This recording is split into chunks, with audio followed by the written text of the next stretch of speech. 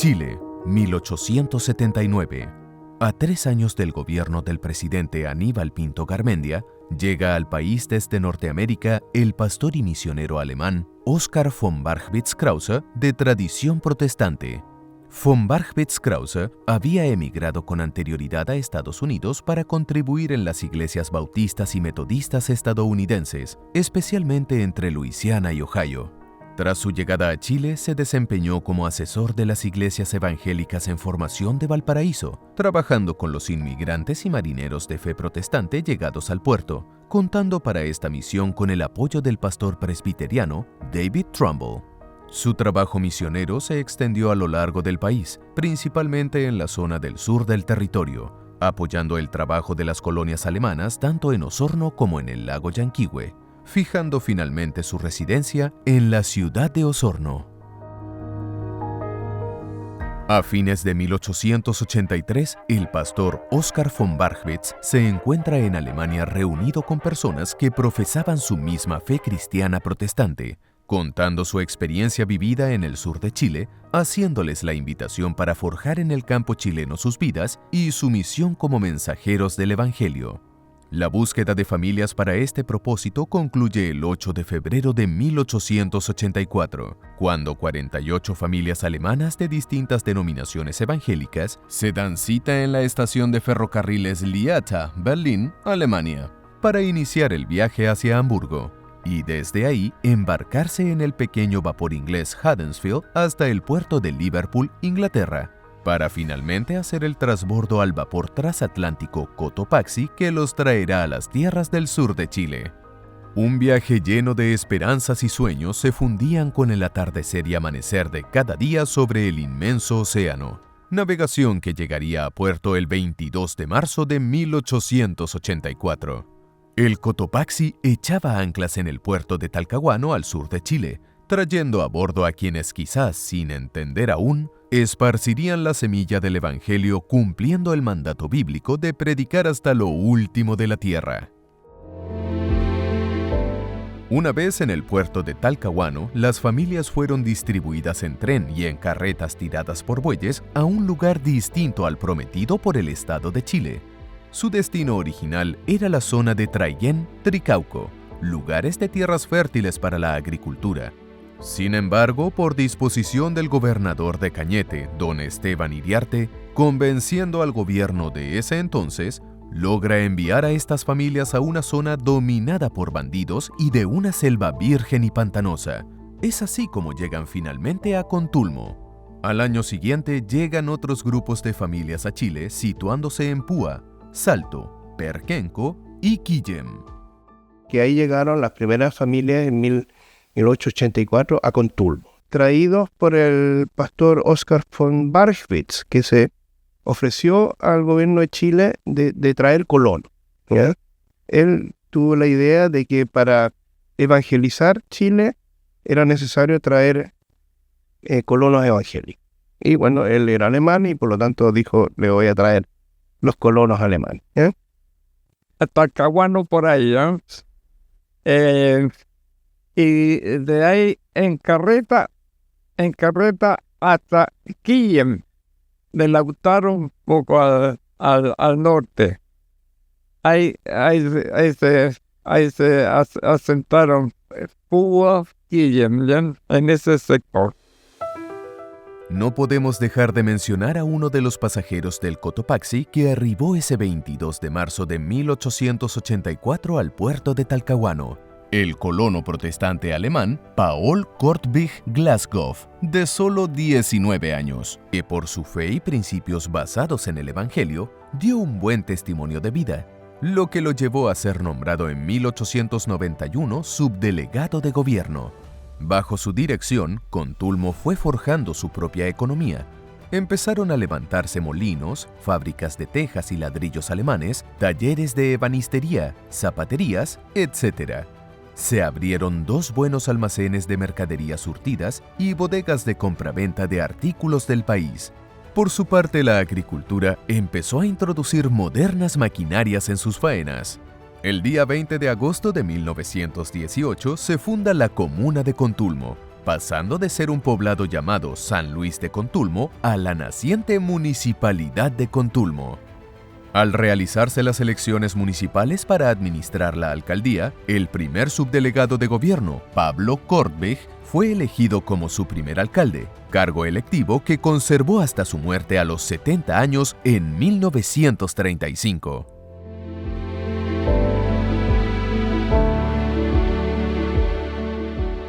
El trabajo y la comunión como familia de la fe dan sus frutos, y a solo 8 años de haber llegado a Contulmo, es decir, el día 22 de noviembre de 1892, se funda la iglesia. Se eligieron ancianos y miembros para el directorio, basando su fundamento de fe de acuerdo con los preceptos del Nuevo Testamento. La iglesia sigue creciendo y el lago Nalalhue se transforma en un testigo natural, siendo este el lugar de bautismos de los nuevos creyentes. No solo la formación bíblica y espiritual era parte del trabajo de los alemanes, sino también la educación formativa de los niños. Es así como se funda en 1893 la Sociedad de Escuela Alemana de Contulmo. Sus principales gestores fueron los señores Kortweg, Cleves, Rühls, Franov, Sperberg, Fechner, Klontz y Sibala. La escuela abrió sus puertas el 19 de agosto de ese mismo año bajo la dirección del profesor buitenburgués Eugenio Pfaff, iniciándose con 54 alumnos de ambos sexos. La comunicación entre las comunidades alemanas y suizas eran en su idioma natal, por lo que el mensaje de evangelización tenía un obstáculo idiomático para con los chilenos. Sin embargo, Dios envía a un ex sacerdote católico jesuita español convertido al evangelio, de nombre Juan Bautista Canut de Bonn, a colaborar con estas comunidades en los cultos y en el trabajo de la predicación del evangelio en castellano a esa zona del sur de Chile. Su residencia en Angol no fue impedimento alguno para trasladarse de pueblo en pueblo entre las comunidades alemanas y suizas, colaborando estrechamente con ellas en su trabajo como predicador. Fue en este hermoso despertar que llega a Chile procedente de los Estados Unidos el misionero de la Iglesia Alianza Cristiana y Misionera, Henry Weiss, y su esposa Kate Zacarías. En un viaje no exento de dificultades y con un boleto de tercera clase comprado con el dinero prestado por el joven canadiense Alberto Dawson, arriban al puerto de Talcahuano los primeros días de abril de 1897, acudiendo al llamado del Señor en su trabajo misionero. Al enterarse los hermanos alemanes de la llegada del misionero Weiss de habla alemana, viajan a la ciudad de Concepción donde se hospedaba el matrimonio, y con denuedo le contaron lo que estaba sucediendo en sus colonias. Weiss se compromete a visitar Contulmo, Quillem y Salto.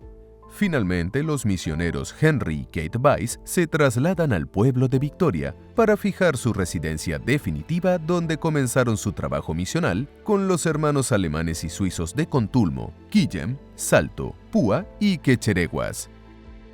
Con el crecimiento permanente de las congregaciones alemanas, nace una nueva instancia de comunión entre las iglesias. Es así como se constituyen las conferencias.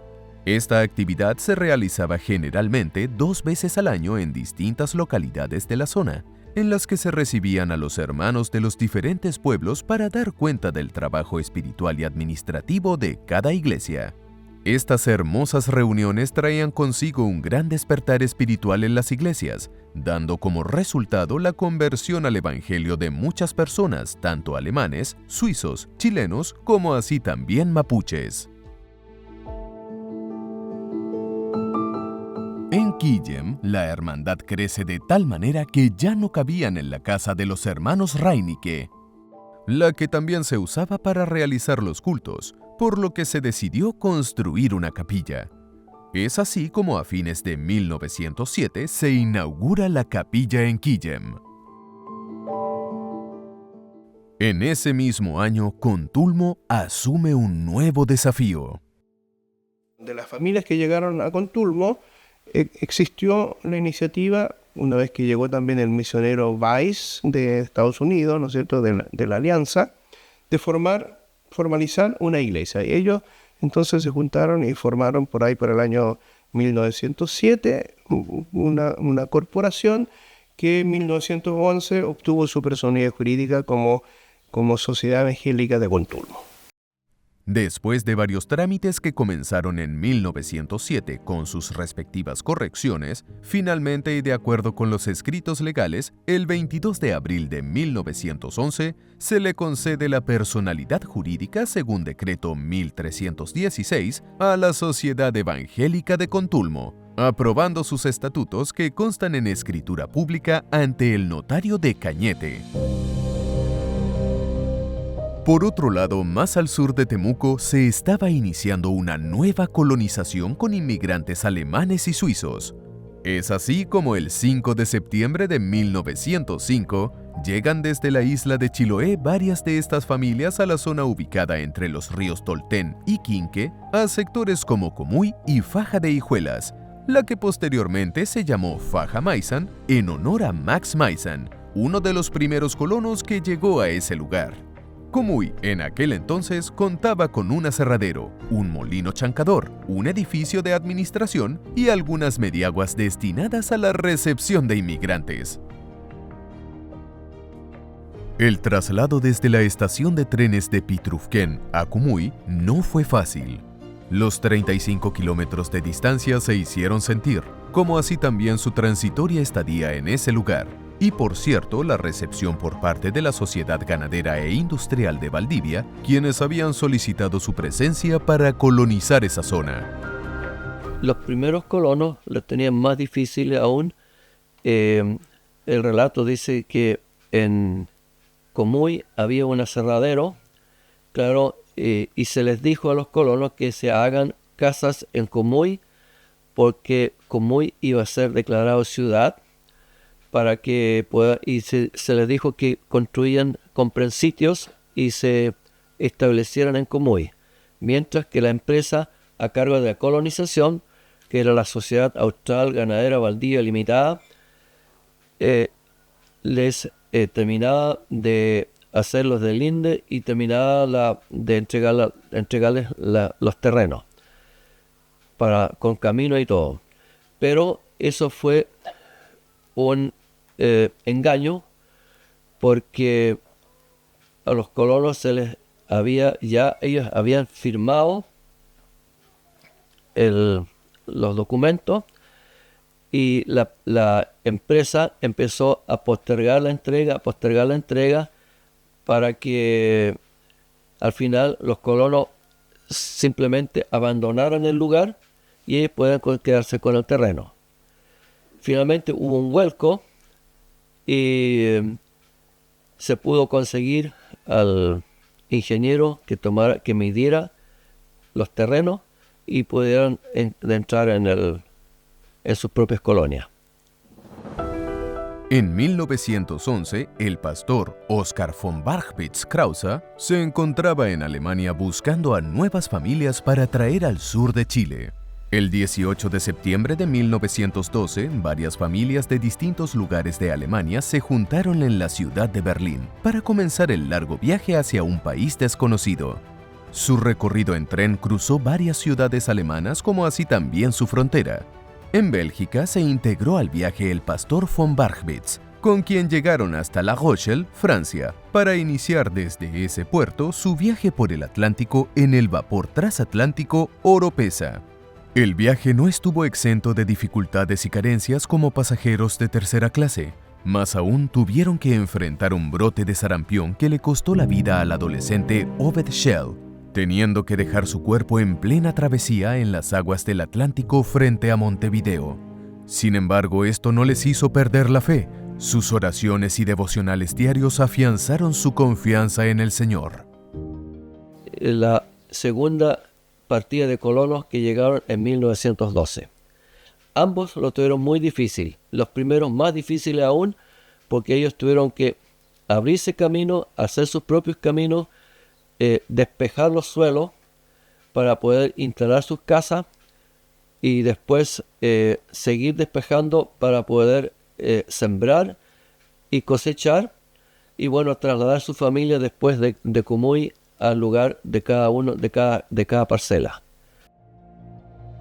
Los testimonios de los descendientes de las familias alemanas permanecen en el tiempo y se van transmitiendo de generación en generación para no olvidar el sufrimiento y los grandes sacrificios que tuvieron que enfrentar en su nueva patria. Bueno, en ese viaje llegaron 21 familias. Eran 23 familias que iban a venir, pero 2 se les enfermaron los hijos y tuvieron que quedar y llegaron más tarde en otro barco. Pero las que llegaron en ese barco eran 21 familias. Venían con niños de todas las edades, e incluso el menor de todos los que venían en el barco de la colonia era mi padre, porque tenía 4 meses cuando llegó a Chile. Salió con 3 meses allá y llegó con 4 meses acá. El día 23 de octubre de ese mismo año, el Oropesa atraca en el puerto de Corral. De ahí son embarcados en una lancha que los llevará a Valdivia. A las 19 horas de ese mismo día, el tren que los transportaba llega a Pitrufquén para continuar a la mañana siguiente en carretas tiradas por bueyes hasta Comuy. El Estado chileno les designó 60 hectáreas a cada familia. Les entregó madera para construir un pequeño rancho, una yunta de bueyes, una vaca, un eje para construir una carreta, una cadena y un hacha. De ahí en adelante, todo lo que construían, porque no bastaba con eso, todo lo que se construía, eso lo hacían los mismos colonos, echando abajo los árboles, cortando los trozos a mano, con sierras a mano, ¿ya? Y así se las arreglaron y seguían construyendo. El trabajo para establecerse en los lugares asignados por el Estado no fue fácil. Las grandes extensiones de bosques, la vegetación impenetrable y los suelos pantanosos hizo más difícil la vida de estas familias alemanas. Nuestro padre, por ejemplo, nos contaba de que esto era solo montaña, no había nada limpio. Entonces, para poder ellos tener un lugar como para hacer algo de huerta o tener su pequeña huerta, tenían que voltear árboles. ¿Y qué hacían con los árboles? Hacían grandes, piscinas, y con los bueyes entraban los troncos, los trozos, y ahí adentro los quemaban. Así hacían terrenos limpios para poder empezar con algo. Para ir a buscar, por ejemplo, harina a Pitrufquén, a pie, con un quintal de harina. En aquel entonces no existía eso de los 25 kilos que hay ahora. Al hombro, así llegaba mi abuelo materno, con un quintal de harina de este Pitrufquén acá. Las actividades agrícolas estaban a cargo de los padres e hijos mayores, y por cierto, en alguna medida estos conocimientos eran traspasados a sus pequeños hijos. Sin embargo, se requería de una educación formativa para los pequeños. Es así como en 1910 se funda el Colegio Alemán Weffel, en Fajamaizan, y 2 años después, en 1912, con la llegada de las otras familias alemanas suizas, se inaugura el colegio. El colegio fue una necesidad de la cual ellos estuvieron conscientes.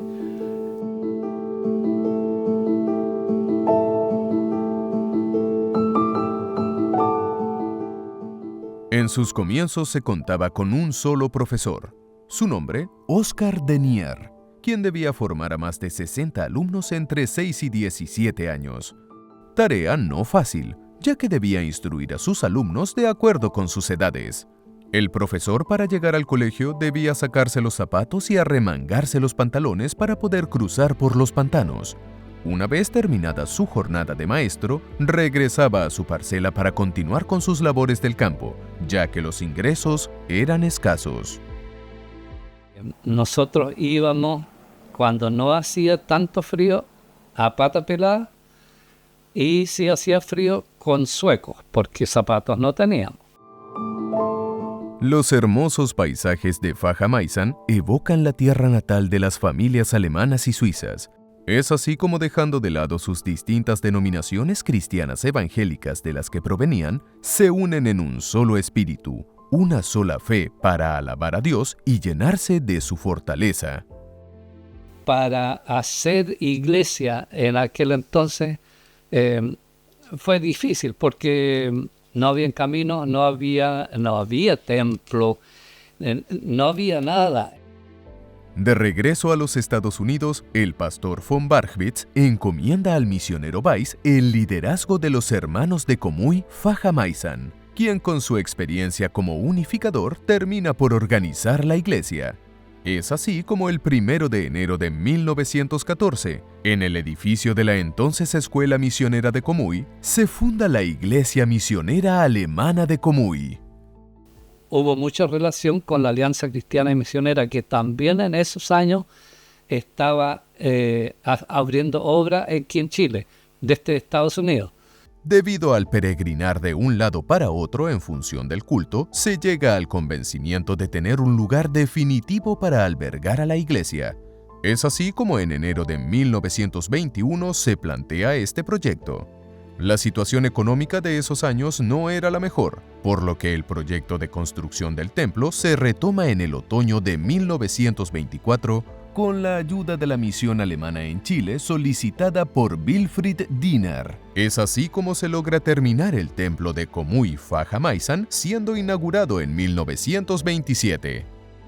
Un hecho importante de la iglesia de Comuy Fachamaisen se suscita en el año 1923, en la conferencia realizada en la casa del hermano Jakob Pfeiffer, donde se tomó la decisión de anexar la Iglesia Misionera Alemana a la Alianza Cristiana y Misionera.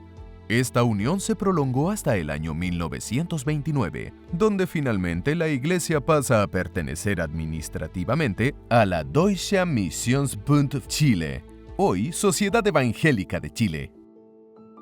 Wilfried Diener llegó a Chile desde Suiza siendo muy pequeño junto a su familia. Cuando falleció su madre, su tía y su hermano pequeño, su padre lo internó en el orfanato La Providencia de Traiguén. En su adolescencia conoció al misionero Henry Weiss, quien lo motivó a seguir los caminos del Señor. Luego varias de esas familias migraron al centro y a Temuco, y se agregaron los hermanos que llegaron entre 1905 y 1912 en Fachamaisen, también de origen alemán. Y ahí, en paralelo, también ya estaba creciendo la Iglesia Alianza, y ahí el hermano Wilfried Diener, en algún momento los hermanos de la SECH, pensaron anexarse a la Alianza, porque la Alianza ya había agarrado mucho más vuelo porque era en español, y esto se mantenía todavía en alemán. Y ahí el hermano Diener, en el año 29, donde ya se había producido el trabajo conjunto con Fachamaisen, con los del centro, con los de Contulmo, dijo, no, ustedes son distintos a la alianza, ustedes tienen que mantenerse independientes, ¿ya? Entonces el año 29 de alguna forma hubo un hito de consolidar la Sociedad Evangélica de Chile, y luego que era, digamos, todavía con el nombre legal de la Sociedad Evangélica de Contulmo, que en el año 45 se cambió a Sociedad Evangélica de Chile. Con la asistencia de 42 hermanos se inició esta sesión con la finalidad de levantar el acta de liberación con motivo de la fundación de la Deutsche Missionsbund Chile, quedando formado su primer directorio por Franz Schubert, Hermann Lichtenberg, Pastor Wilfried Diener, Ernst Thiele, August Roloff, Jakob Pfeiffer, Lina Marti de Diener, misionera Nettie Mayer, Lina Schäfer y Guillermo Lichtenberg. El trabajo abnegado de Wilfried Diener en la Deutsche Missionsbund für Chile, con el paso de los años, fue desgastando su salud. Ya no contaba con las fuerzas para visitar las distintas iglesias de la comunidad. La iglesia, al verlo en ese estado, oró al Señor para ser guiados y tomar una decisión que favoreciera su salud y la continuidad en su reemplazo en el liderazgo de la iglesia. Es así como el 1 de mayo de 1938 llega a Chile el pastor Heinrich Radke Thon, quien fijará su residencia en la ciudad de Temuco. Bueno, papá nació en el límite de Polonia con Rusia, en un campo de la orilla de un río que se llama, o sea, yo lo pronuncio así, Miklanowicz. No sé si está bien pronunciado o no. Y después el abuelo murió cuando tenían 7 años.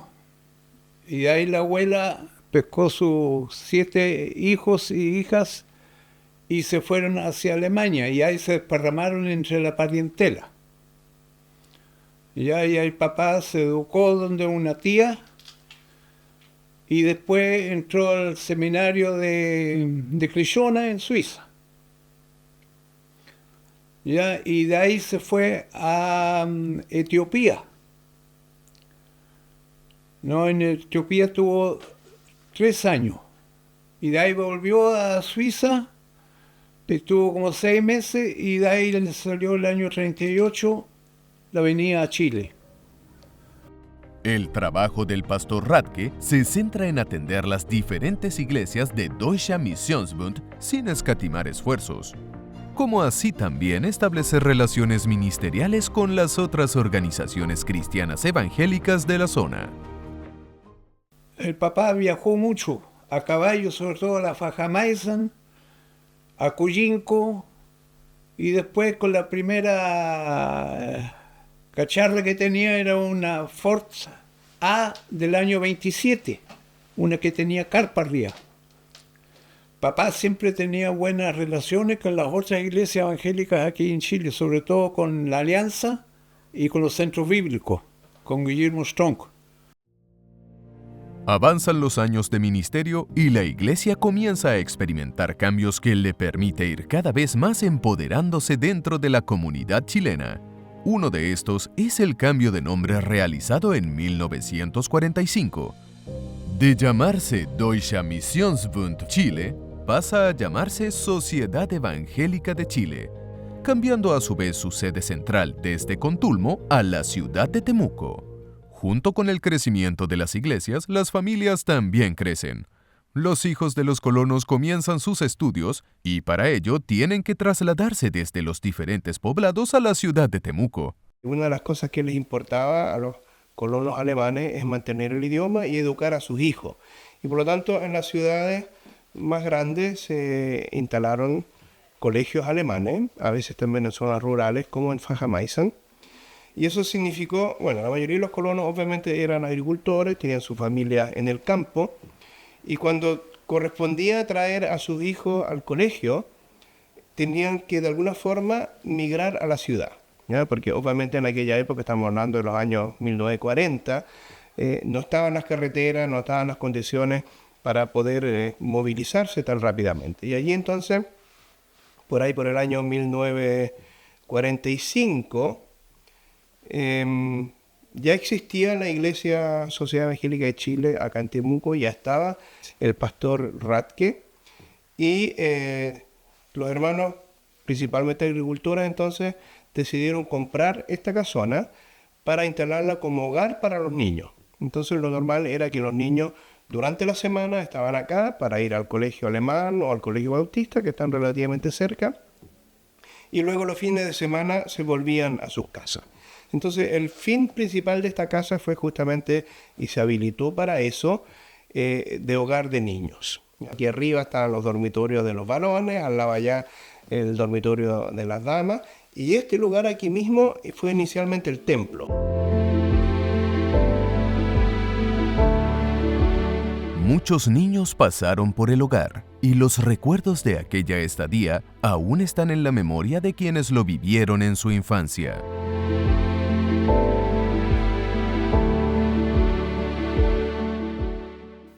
El misionero Radke, que ya mencioné, que fue mi profesor de escuela dominical, formó un hogar. Nosotros decíamos hogar porque era una casa grande. Todos los hijos de colonos que no tenían dónde estar podían alojarse ahí.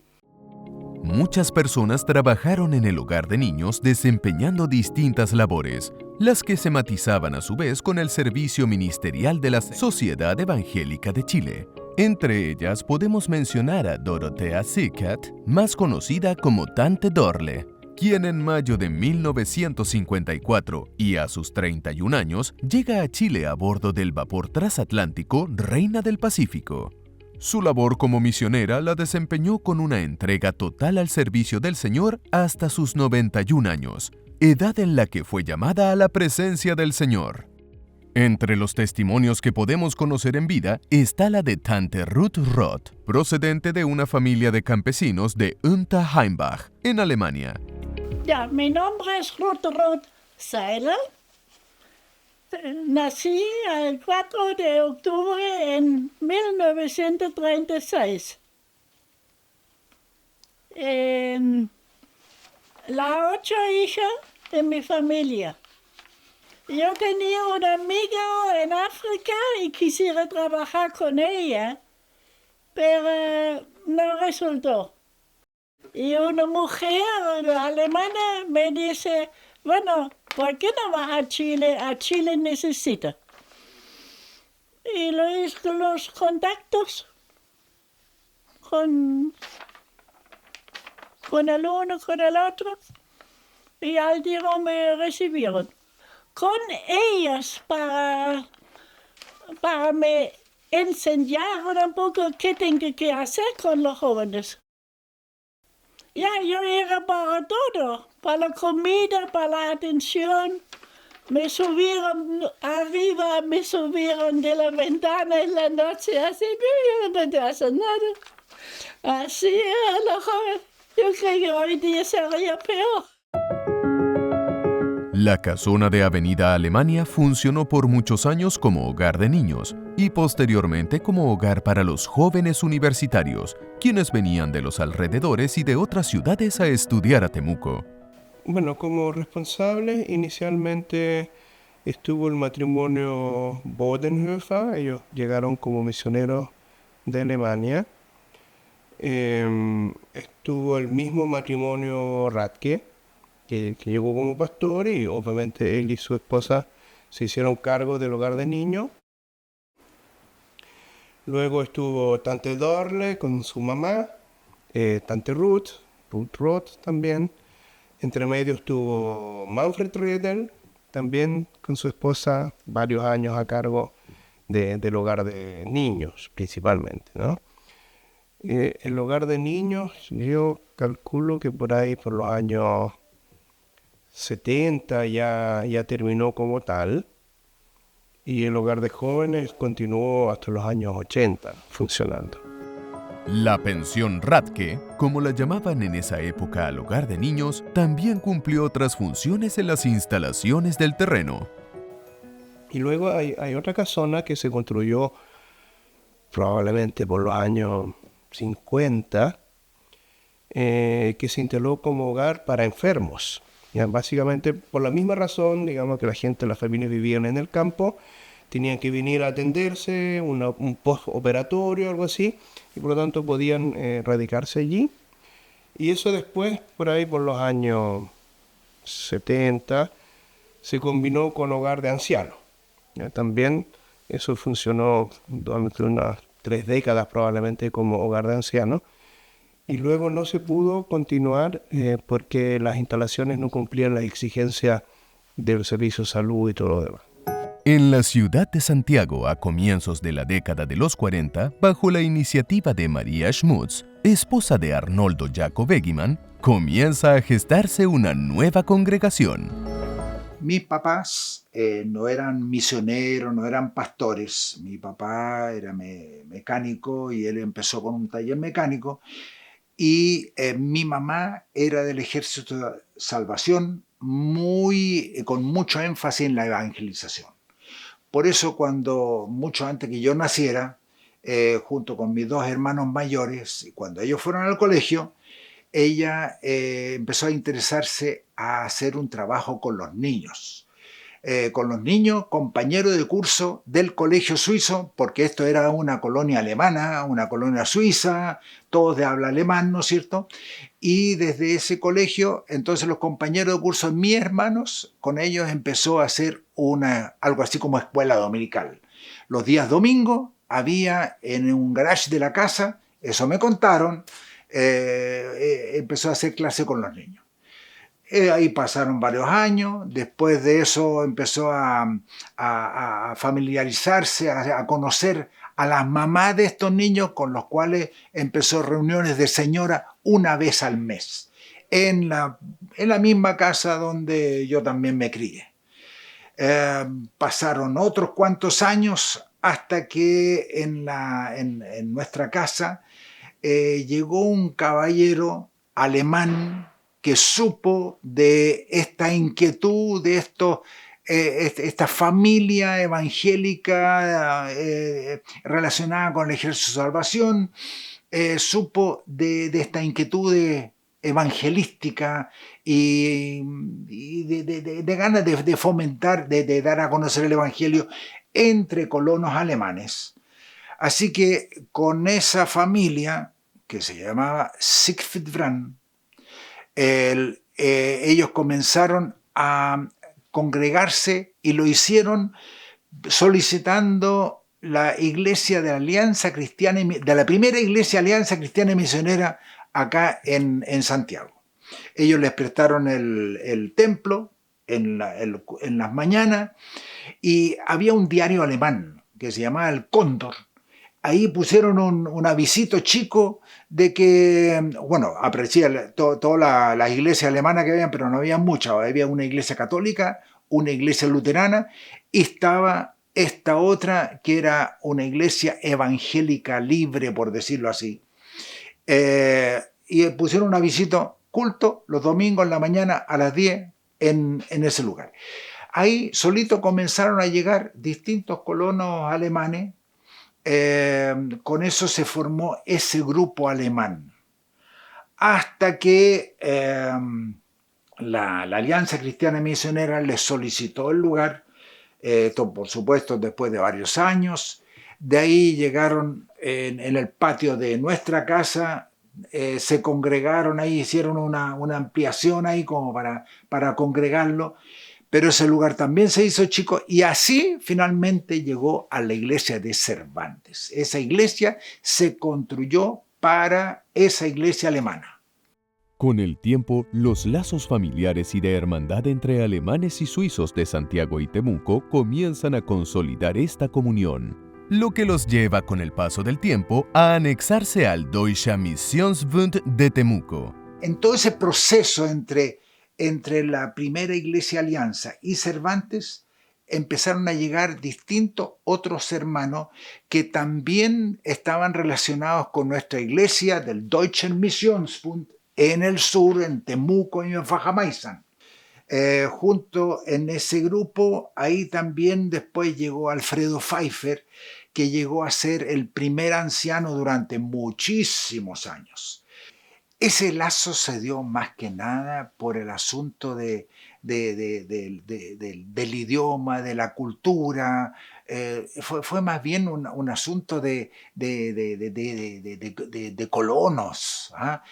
No fue un asunto formal, sino que fue un asunto muy, muy familiar. Entonces, recuerda que ahí también empezaban los campamentos. De Santiago íbamos a los campamentos una vez al año. Y yo diría que la formalidad se dio bastantes años más tarde, pero más que nada era por un lazo familiar.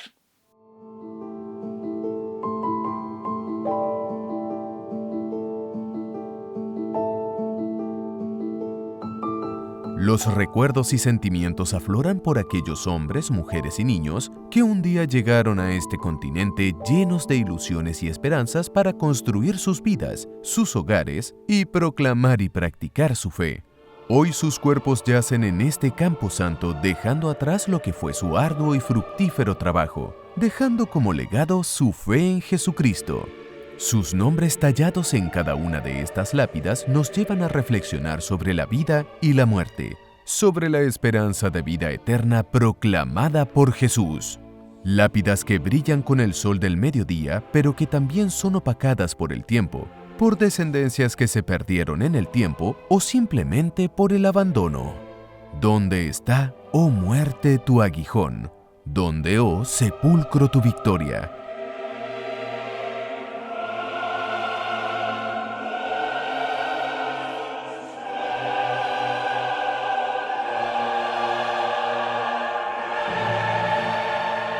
Nuestro homenaje póstumo a estos forjadores de la fe y a cada uno de quienes con el tiempo fueron sumándose a la Iglesia del Señor, dejando una huella indeleble en tantos lugares de nuestro país, abrazando la cruz de Cristo y dejando como legado lo más extraordinario que el hombre puede conocer en esta vida: el Evangelio de nuestro Señor Jesucristo.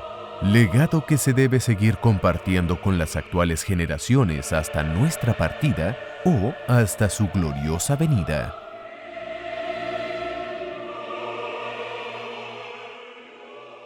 A comienzos de los años 50, la Iglesia da inicio a los campamentos de verano, un tiempo de descanso y de gran crecimiento espiritual. Todos los fines de año, del 27 de diciembre hasta el 8 de enero, todos los años. De ahí había que coordinar cómo era el domingo y toda esa cuestión. Y para Año Nuevo era una fiesta el campamento. Todo, que el primero fue en Contulmo, el lago de Lanalhue. El segundo fue el lago Ranco. El tercero fue Villarrica.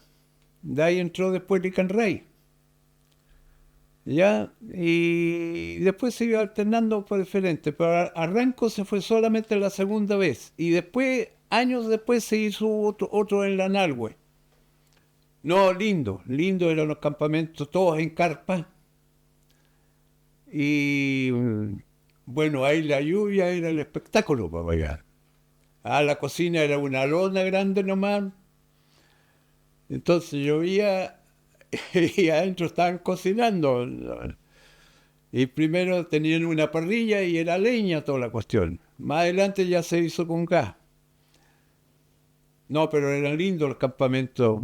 Habían 60, 75 a veces. Prácticamente desde el primero hasta que me casé y me fui, de todos. Quisiera poder volver a vivir lo que vivía ahí. Era el despertar y escuchar las olas del lago al ladito. Dormíamos en carpas. De pronto hacía frío en la noche. Me levantaba a las 6 y me metía al agua porque era muy especial eso. Y como jóvenes, participar de esto, yo creo que también fue parte de la formación de mi vida. Mi primer campamento lo viví a los 11 años a orilla del hermoso lago Villarrica en el año 1953. Viajamos con la familia Jacob, 8 personas en un solo auto hasta allá y nos demoramos 2 días en llegar. ¿Por qué? Porque la carretera panamericana llegaba solamente hasta Talca y aún faltaban muchos puentes por construir. Había que cruzar varios ríos en balsa.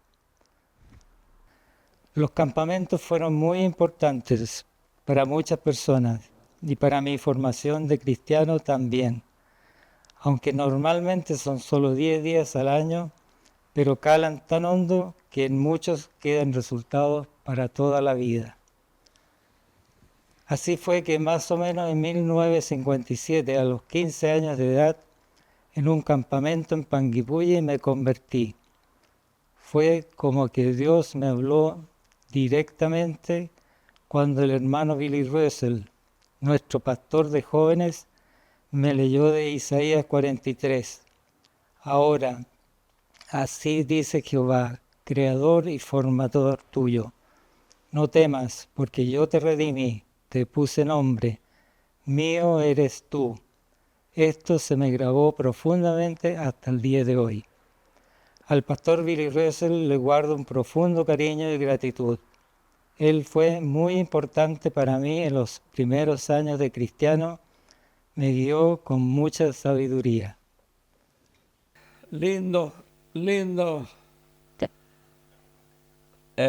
recuerdos, porque nosotros trabajábamos entre comillas ya, porque armábamos los campamentos, los jóvenes exclusivamente, y desde luego un pastor que nos guiaba. También, y en camión, todo arriba, sobre un camión, ya, de lo que cabían, y por lo menos 30, 40 jóvenes, ya, sobre un camión. Al principio manejaba mi hermano, después era yo también el chofer en eso. La década de los 60 se presenta con un crecimiento importante en la misión evangelizadora de las nuevas generaciones de alemanes suizos en la región del Biobío y de la Araucanía. Es así como la predicación del Evangelio se masifica en Fajamaizán y sus alrededores con las campañas evangelísticas donde se levantaba una carpa para realizar los cultos.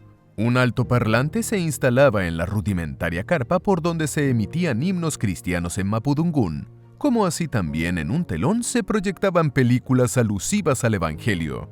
El mensaje también llegó a las comunidades mapuches, impactando de una manera transversal a niños, jóvenes y adultos de esta comunidad, quienes a su vez fueron protagonistas de los bautismos. Yo me sentía bien porque hablaban de Dios, del Señor Jesucristo, y yo le agarré mucho interés a esas reuniones cristianas.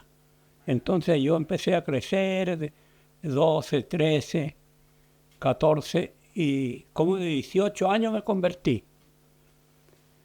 Y en esos tiempos cuando yo me convertí se levantó varias carpas cristianas aquí.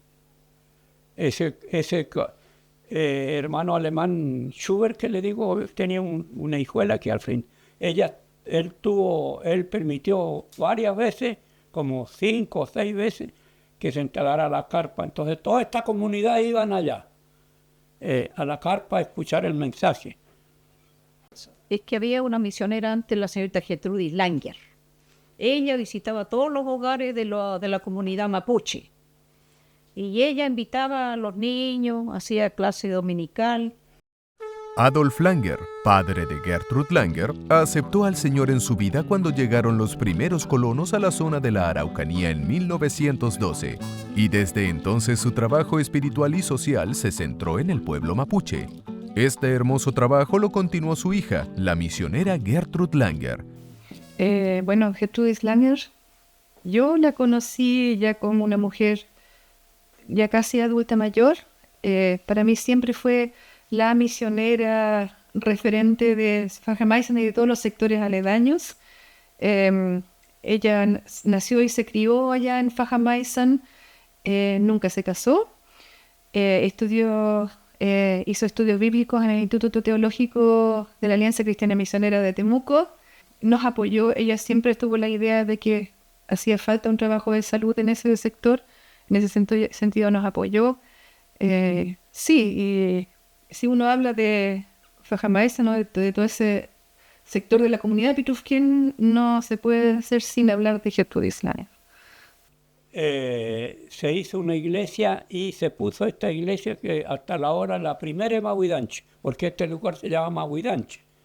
Entonces se puso la primera Mahuidanche. Y fíjese que por acá para arriba, hacia el sur para acá, hay harta gente para allá. Y fíjese que venían en el invierno de a pie, andaban hasta 1 kilómetro, un poco más la gente. Y lloviera o no lloviera, venían igual. Se hacía chico la iglesia después. Entonces después se hizo otra iglesia acá arriba y esa se llama la segunda.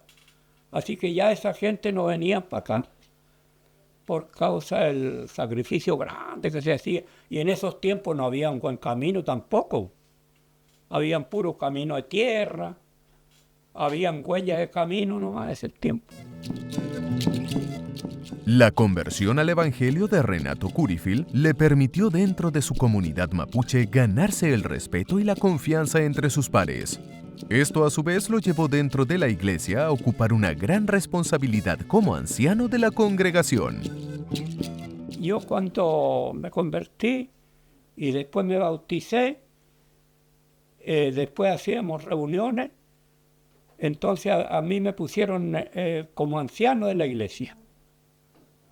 Entonces de ahí yo comencé a ser el anciano, yo hacía las reuniones, leíamos la Biblia y siempre yo como anciano visitaba los hogares aquí de esta comunidad.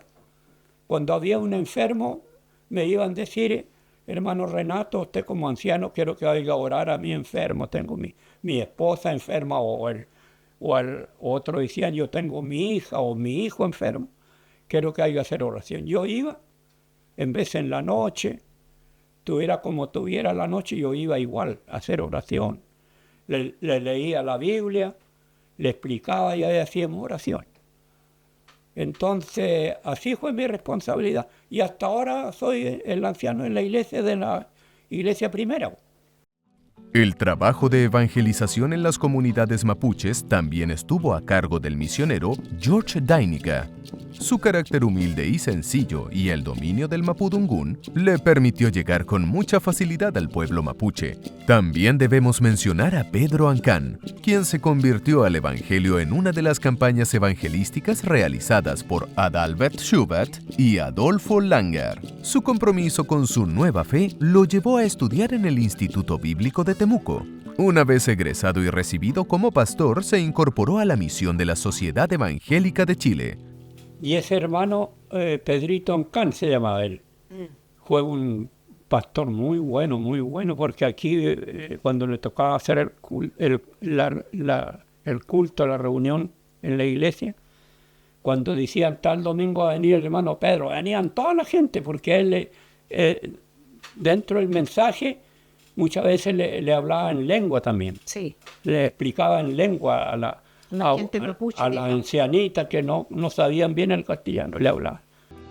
En esta misma década, un grupo de hermanos en la fe de nacionalidad chilena, suiza, alemana y estadounidense comienzan una obra social en beneficio de niños desamparados y de escasos recursos que no tan solo supliría sus carencias económicas, sino también velarían por una formación espiritual evangélica.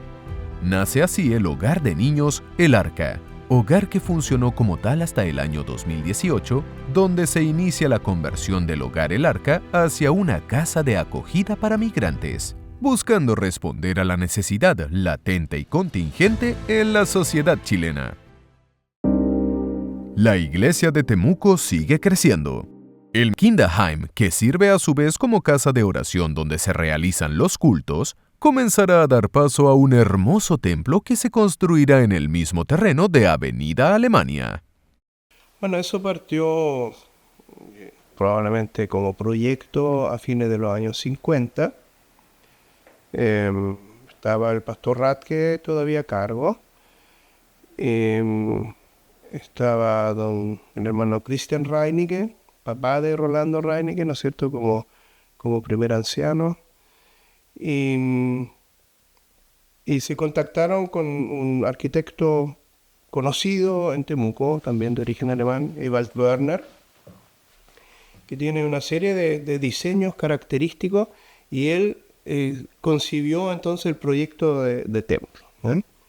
Y eso luego se construyó con ayuda de los propios miembros de la iglesia. O sea, las historias siempre dicen, ¿no es cierto?, que el camión de la familia Reinicke, del Fundo El Nudo, y los jóvenes iban a recoger piedras, bolones en el río, y los traían, y con eso se construyeron los muros que generan los fundamentos del templo. Trajeron 2 camiones, uno de Schurg, el Dodge, y el Bedford del Nudo. Y de ahí se iba al río atrás, íbamos todos fondeados en los camiones atrás, al río a cargar piedras, porque ahí entraron más de 90 camiones de piedras, de bolones. Íbamos derechito por calle Montt para abajo, ya doblamos al río y vamos sacando. Y lo bueno que había que el tipo que mandaba ahí era de una iglesia evangélica también. Entonces siempre nos guardaba las cosas y ya nos hacía señas cuando íbamos para allá. Y ya íbamos harto, íbamos 6, 7, 8 cabros de la pensión. Todos los más grandes a cargar. El esfuerzo y la dedicación mancomunada de la hermandad comenzó con la colocación de la primera piedra por el pastor Radke en 1963. El diario El Austral publica el jueves 10 de diciembre de 1964 una moderna iglesia temuquense. En Avenida Alemania, entre Philippi y Dinamarca, se está levantando una construcción que ha despertado la curiosidad pública. Este hermoso templo es inaugurado el sábado 18 de septiembre de 1965 con importantes invitados y un concurrido culto, siendo parte de la agenda noticiosa del diario El Austral.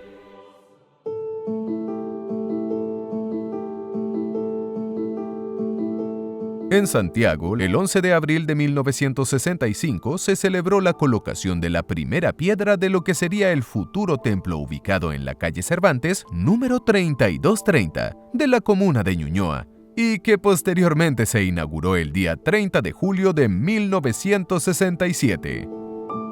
Esa iglesia se construyó para esa iglesia alemana. La iglesia de Cervantes tenía 2 pisos, arriba el culto, el del templo, y abajo salitas para trabajo con los niños. En mayo de 1966, un duro golpe recibe la Sociedad Evangélica de Chile. Desde la ciudad de Temuco se informa el fallecimiento del pastor Heinrich Radketon en un accidente automovilístico. Su muerte causó mucha conmoción en su familia y en toda la ciudad de Temuco, como así también en cada iglesia de la Sociedad Evangélica de Chile. Claro, a mí me pilló, yo estaba en la U, estábamos en el laboratorio y me llega un conocido, el Eric Olmos, a avisarme que el papá chocó y falleció. Bueno, Dios lo quiso, hay que aceptarlo. El lunes 9 de mayo se realizaron sus exequias y de acuerdo con lo publicado por el diario Austral se informó lo siguiente. A las 15 horas se dio comienzo a un solemne servicio fúnebre en el templo de Avenida Alemania, local que se encontraba repleto de miembros de la iglesia, representantes de todas las congregaciones de Temuco, pastores, misioneros y amigos personales del extinto. El servicio fue dirigido por Kurt Redel en idioma alemán. Posteriormente se le dio la oportunidad al representante de la Iglesia Alemana de Santiago, Alfredo Pfeiffer, quien entregó un mensaje dirigido también en alemán. El pastor Wilfried Diener presentó sus condolencias a la familia Radke Ulrich, haciendo mención del trabajo realizado por el pastor Radke. Finalmente, Christian Reinicke puso término a esa parte del servicio.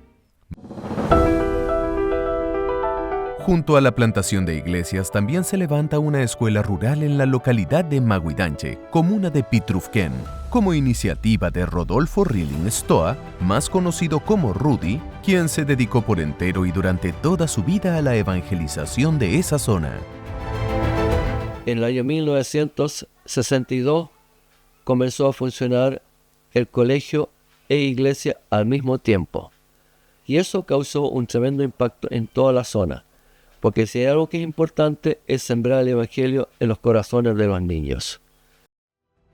¿Qué motiva a Rudy a fundar el colegio Reserva Rhein en una localidad apartada de la ciudad? El año 1961 se construyó este templo y cuando se comenzó la obra, porque la idea es una idea misionera de entregarle, mostrarle a la gente, llevarles el Evangelio. Y entonces él, cuando se dio cuenta de que la gente no sabía leer, ¿cómo se dio cuenta que no sabía leer? Porque él era una persona que entregaba tratados a la gente. Entonces dijo, bueno, ¿cómo van a leer la Biblia, que es lo fundamental, si no saben leer? Entonces de ahí surge la idea de hacer una escuela. Entonces inicialmente los domingos se hacían los cultos y durante la semana se hacía clases en la escuela. Hay una situación muy especial que yo puedo decir que Dios trajo a mi memoria después que falleció mi papá. Y es de que yo siempre decía, bueno, ¿en qué momento conocí a Cristo? Me acuerdo en un campamento, como siempre, pasé al frente, pero no cambió nada. Y yo decía, bueno, ¿conocí a Cristo o no conocí a Cristo? Y después que falleció mi papá, el Señor trajo a mi memoria que ahí acepté a Cristo. Y fue en una situación muy especial, en la cual recuerdo que él estaba predicando y hablaba de la cruz de Cristo, cómo Jesús murió en la cruz. Y yo dije, muy adentro, yo eso lo quiero para mí. Y ese fue el momento que acepté a Cristo.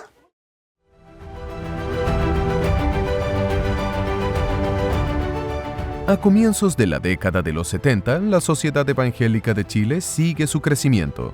Sin embargo, hay un acontecimiento político externo a la Iglesia que comienza a mermar la membresía alemana de la capital.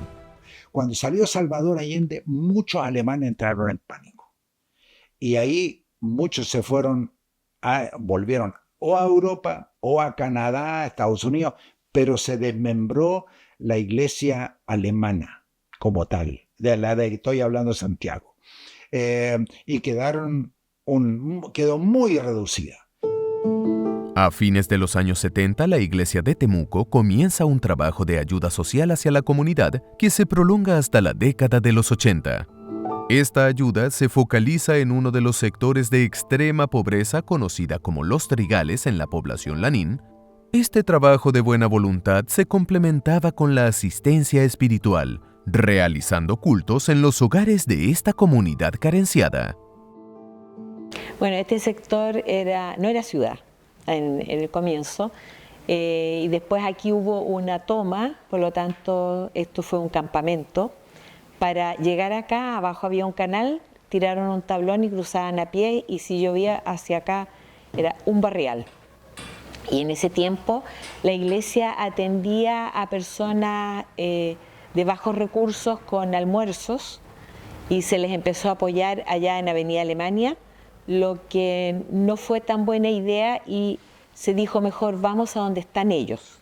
Y entonces se vino a este sector y se compró este terreno para construir templo. A los pocos años de esta permanente ayuda social y espiritual en este sector de Temuco, se construye el templo que lleva por nombre Iglesia Vista Hermosa, emplazada en la propiedad ubicada en calle Hochstetter, número 0660. En esta misma década, los descendientes de los primeros alemanes y suizos ya llevan varias generaciones en territorio chileno. Su idiosincrasia dio paso a las costumbres y cultura de nuestro país. Su idioma de origen comienza a ser reemplazado en los cultos por el idioma español. Es así como en 1982 los cultos comienzan íntegramente en el idioma español, y el icónico versículo del libro de Job, capítulo 19, verso 25, instalado en el muro principal del templo que decía Ich weiß, dass mein Erlöser lebt, es cambiado por Yo sé que mi Redentor vive.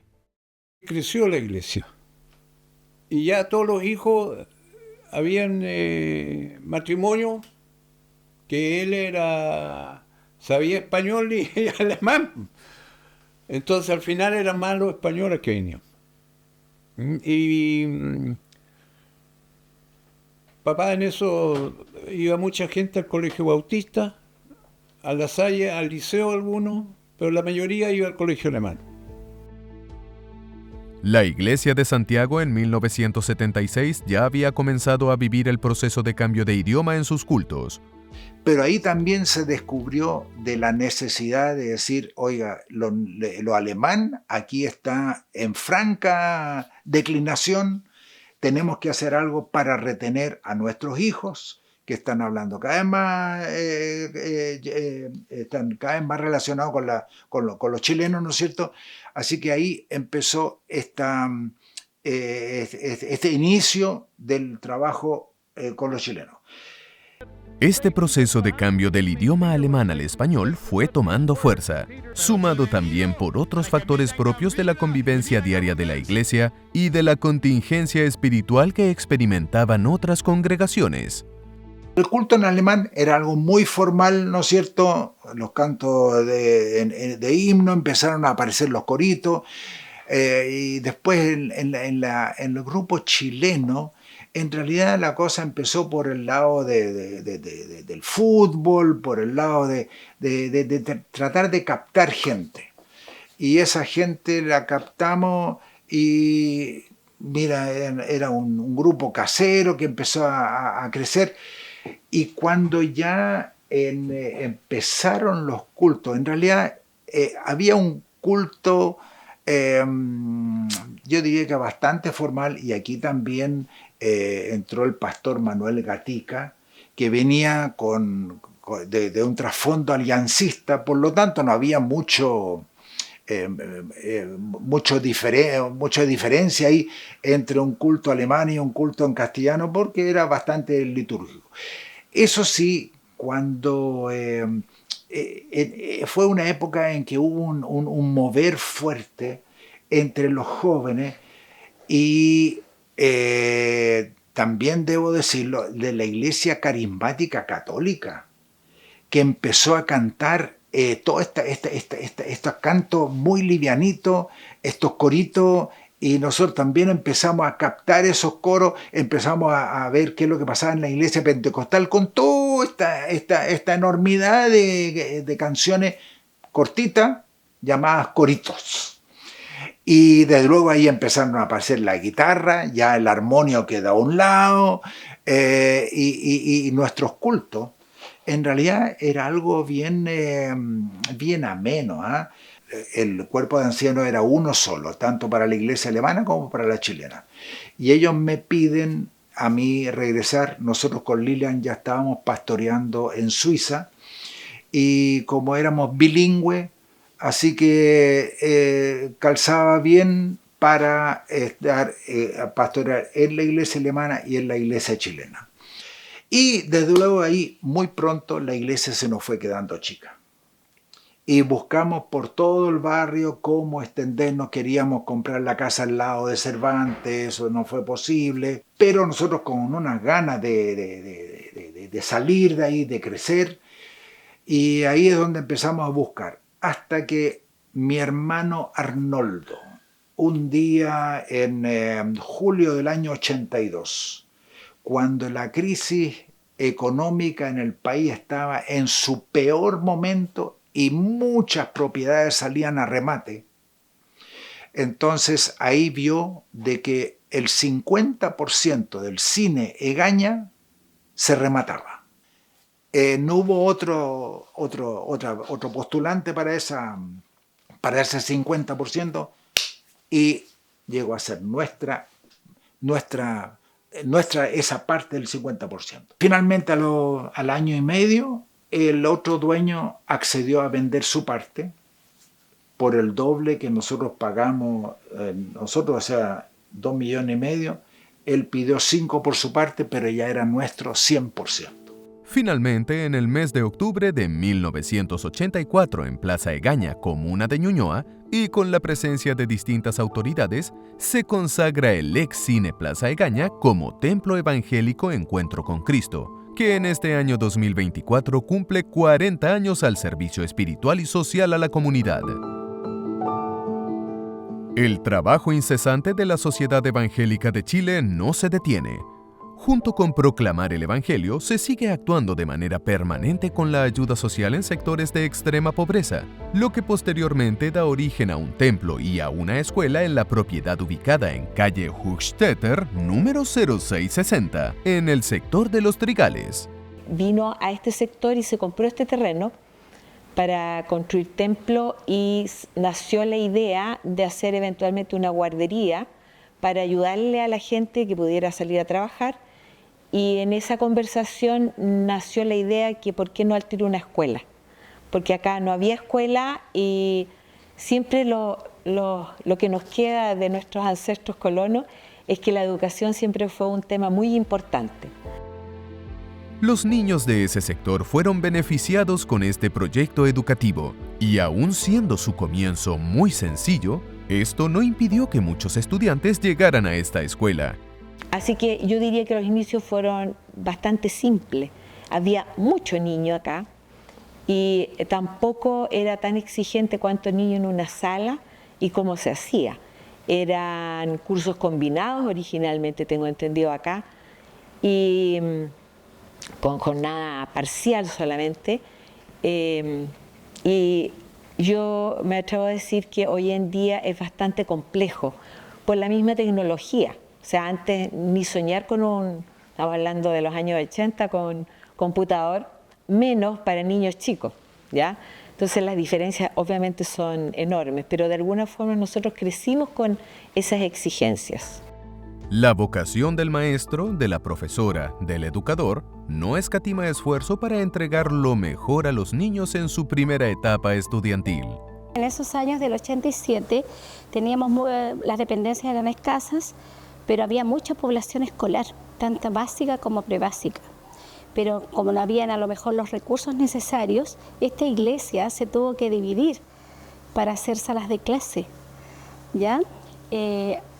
Hasta el año 87 al 90 hubo mucha población alrededor nuestro, pero en el 90 hubo una reeducación, le dieron casa en otro sector, en otra comuna, para darle las casas y se llevaron a la mayoría de los niños.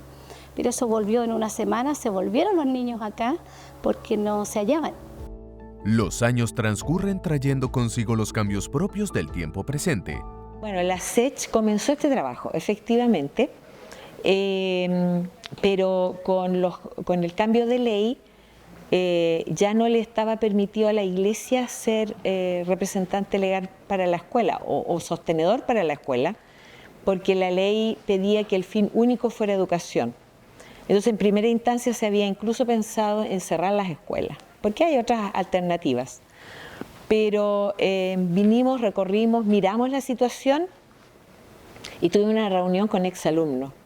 Y ahí se nos acabaron absolutamente todos los argumentos para cerrar la escuela, porque sí estábamos teniendo un impacto en esos niños, estábamos alcanzando a esos niños no solo con amor y educación, sino también con el amor de Dios y la palabra de Dios.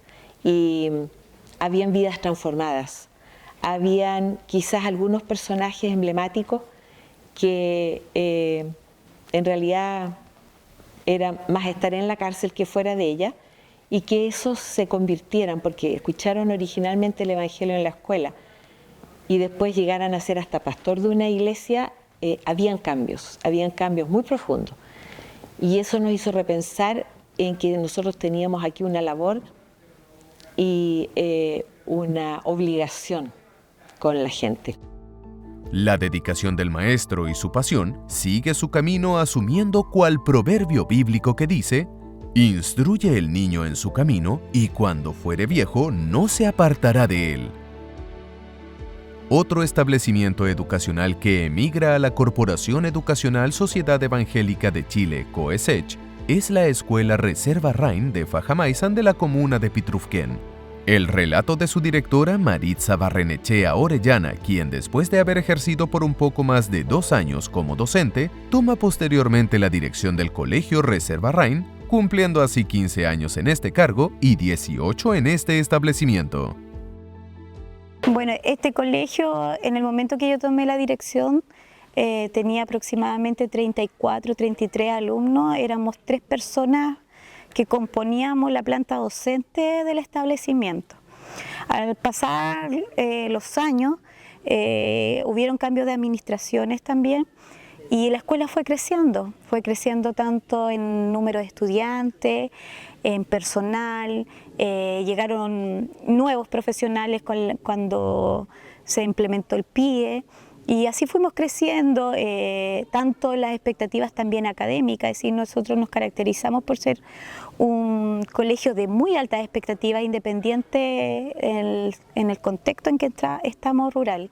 Entonces fuimos sacando buenos resultados CINCE, después fue el próximo, postulamos a la excelencia académica, la cual conservamos ya en un periodo de casi 14 años, siendo el único establecimiento de la comuna de Pitrufquén.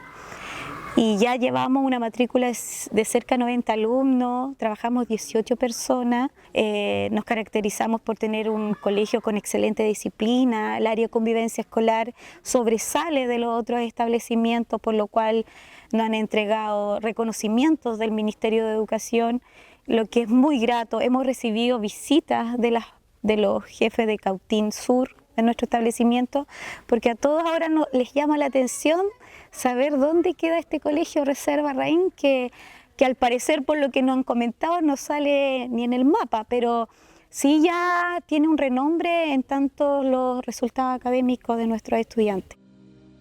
Sin dudas, el esfuerzo de Rodolfo Rilling y su equipo de aquella época fueron un soporte importante para mantener esta escuela y que con el paso del tiempo es asumido por la COESECH como sostenedor.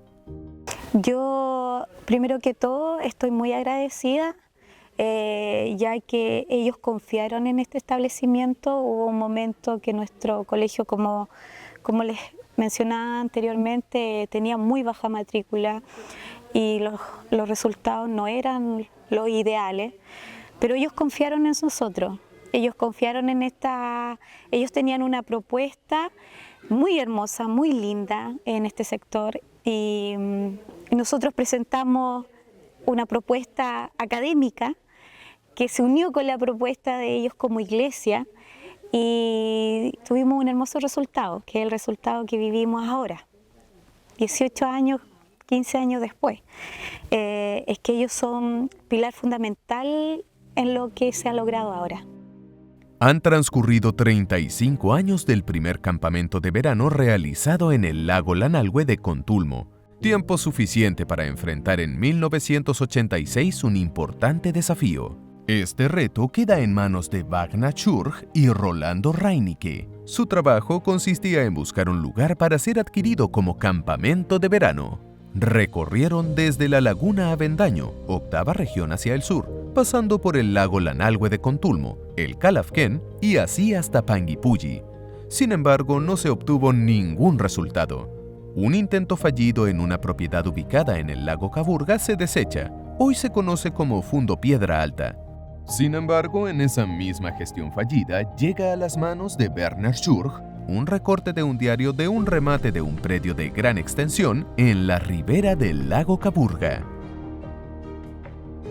Vanna invita a su esposa Inge Reinicke y a su hijo Alexander para ir a conocer ese lugar, y acompañado por Armin Reinicke, toman un bote para llegar a ese hermoso lugar llamado Nido de Águilas, a orillas del lago Caburga. Nos trajeron, porque nos dicen, mira, allá en Caburga se remata un sitio, a la orilla de la... Fuimos allá a ese día que se anunciaba un remate. Nosotros conocíamos el lugar cerca, por ahí ya habíamos hecho un campamento así a la mala, pero en un buen sentido, o sea, sin pedirle permiso a nadie porque no sabíamos, íbamos a la playa, nomás fuimos a dos. Y parece que había 1 o 2 personas más y nadie más el remate. Así que empezamos a levantar los dedos. Una vez mi cuñado, otra vez yo, y el valor al que estaba llegando ya excedió de ese valor que teníamos disponible, ¿no? Así que, y así fue, gracias a Dios. Gracias a Werner Schurg y Rolando Reinicke se compró el predio de Caburga. Ellos fueron decididamente a participar en el remate, adjudicándose el predio a pesar que varios estaban muy dudosos. Después de unos años supimos que otro interesado, dispuesto a pagar una suma muchísimo más alta que la que podíamos nosotros, no llegó al remate por quedar en pana en el camino. O sea, claramente Dios nos regaló este hermoso terreno y nos debe dar ánimo para seguir adelante a pesar de los grandes sacrificios que a veces significan. La ayuda de los hermanos de Temuco, de Fajamaizan y de Santiago fue fundamental para construir el campamento en Caburga. Personas como Conrado Faifa en su labor como ingeniero civil, Rolando Hott, la primera balsa que aportaron los hermanos de los lagos, Ortvind y Erwin Brandt, de Fajamaizan, Alfredo Rilling junto a los hermanos de la congregación, la ayuda significativa de Puis Albisac de Santiago y de Ítalo Camelio como arquitecto, y tantos más que se sumaron a este hermoso proyecto. La madera que provenía del Fundo El Nudo de la familia Reinicke, junto al emblemático camión que participó en los campamentos anteriores, como así también la que provenía de Ranquilco, son parte de la contribución que permitió levantar la construcción del campamento. Con mucho esfuerzo, pero sin parar, durante todos estos años, hemos seguido con la implementación de Caburga, partiendo con la construcción del salón, cocina, los baños colectivos. De allí se construyó la cabaña número 1, después la cabaña número 2. Entre medio pudimos construir e implementar una turbina que nos da la luz, que ha sido un cambio radical. Y finalmente la cabaña 3.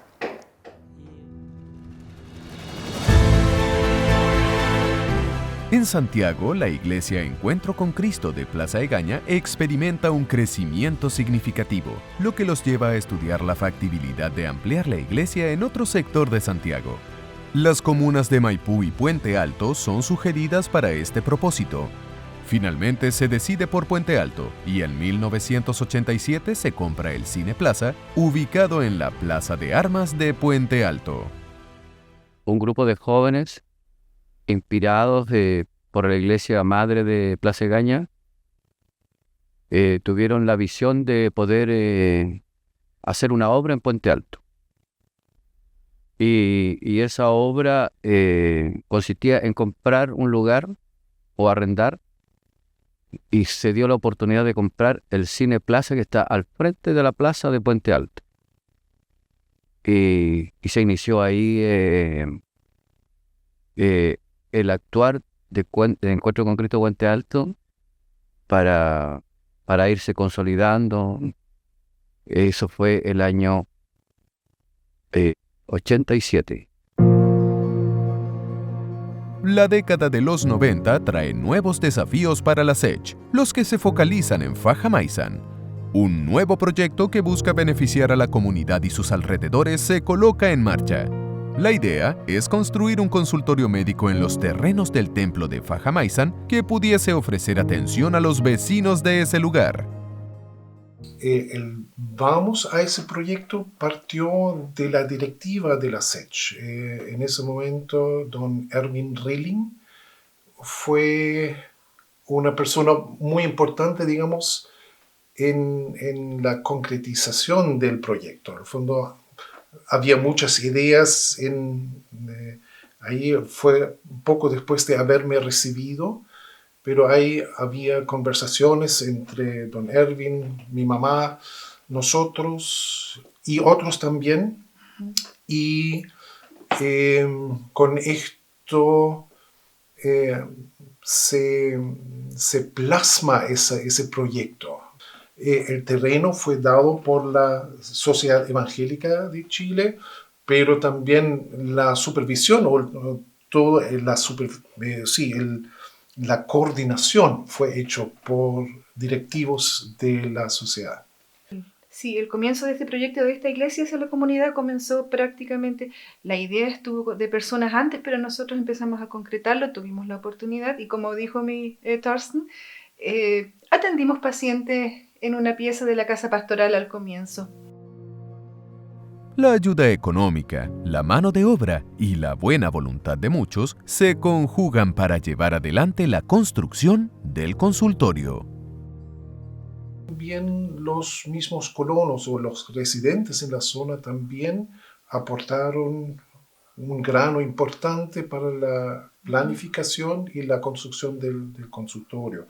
Algunos aportaron con madera, otros aportaron con materiales de construcción, otros nos ayudaron a instalar una torre para la antena de la radio.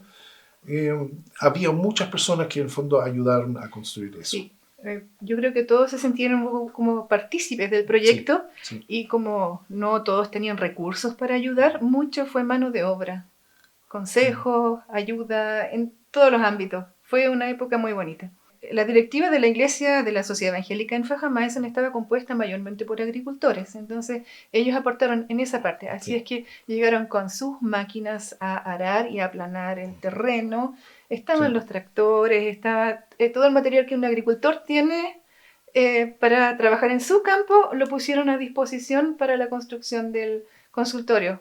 Bueno, ese vehículo era el vehículo pastoral de mi padre mientras él trabajó como pastor en la zona. Era una furgoneta Volkswagen.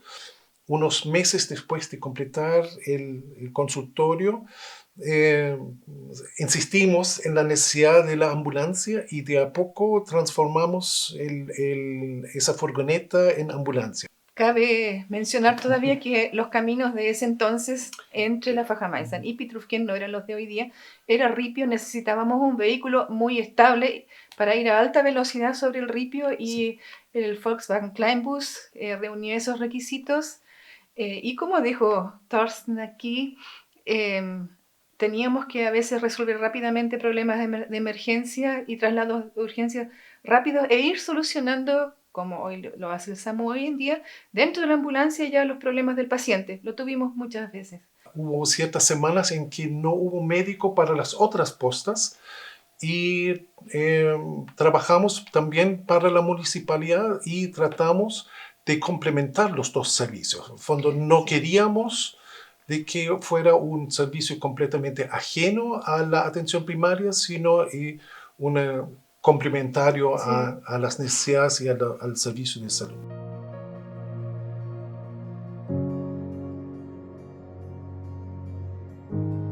En esta misma década, en la ciudad de Santiago, comienza a gestarse un nuevo proyecto educacional. Mira, llegó a nuestra iglesia una señora que tenía un colegio y ella tenía en su corazón esto de la educación. Entonces un día vino a conversar con el pastor, que era mi marido, y le dice, ¿sabes que deberíamos hacer algo en torno a colegio, etcétera, etcétera? Y bueno, esa conversación yo me enteré de ella, hablé con ella también, porque a mí también siempre me gustó este tema de la educación.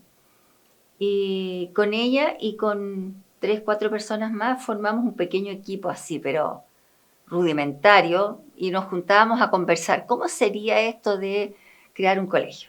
Así fue bien el inicio. Y a mí la idea siempre me gustó. Yo creo que estaba en mi corazón, pero esto fue el punto de partida. Y nos fuimos juntando regularmente, creo que pasó más de un año, hasta que ustedes saben cómo somos las mujeres. Se nos ocurre una y otra idea y la anotamos y ya pensamos que está todo listo. Pero no, nos demoramos harto rato hasta que se fueron dando las oportunidades. Nosotros lo presentamos a la iglesia, el director de la iglesia le gustó la idea, nos apoyaron, pero fue una corporación aparte de la iglesia. No era que un colegio de la iglesia, sino que apoyado por la iglesia. Este proyecto educacional se hace realidad en 1991 en una pequeña casa ubicada en calle Lynch Norte de la comuna de La Reina. El inicio del Colegio Santiago Evangelista fue un salto de fe. Empezamos con 2 niveles, pre-kinder y kinder, como con 6 niños, 3 niños en cada nivel. Así que fue chico, pero fuimos trabajando duro, con todos los trámites municipales, trámites ministeriales, hasta recibir la aprobación del Ministerio de Educación, y fuimos agregando un curso por año hasta lo que vemos hoy en el colegio.